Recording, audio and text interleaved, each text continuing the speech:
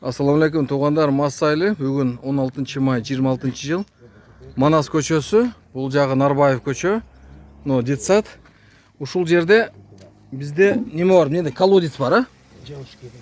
Неме келет? Су келет бұл жақтан, трубадан мынакей. Манас көчөдөн 2 күндөн бери су агып атат, бардыгы тоюп ичти, бирок ушул жактан Нарбаев көчөсү, наркы Бабур көчө, мыногу Манас көчөнүн ылдый жагы трассага чейин су келбейт.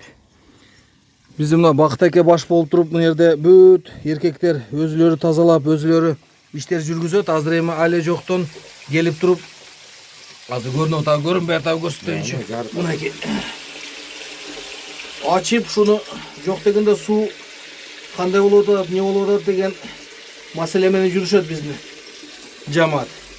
Ушунга биздин водоканалбы, массы суу чарбасыбы карап, көзөмөлгө алып койсо жакшы болот эле туугандар. Себеби мына кумдарбы же топурактар бүт басып калып туруп элге суу жетпей атат.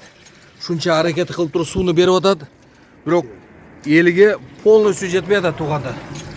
1,5 көзөмөлгө алып койсо, Бактаке, азыр эми баягы ачтыктагы эми сууну чыгарып атабыз, а? Кичине болсо эми айдасын, баягы жабылып калган жерлер кичине бошосун деп чыгардыңарбы эми? Ооба.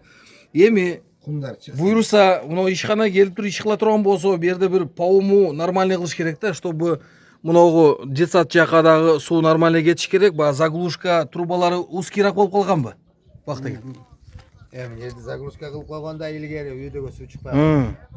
Азыр эми ылдый жакты кесип ыргытып каналдан ылдый кетпейт. Эң акыры эмне?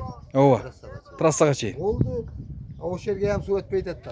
Эми буйруса ишкана келип ишин аткарат деген үмүттөбүз. Бактаке, күтөбүзбү?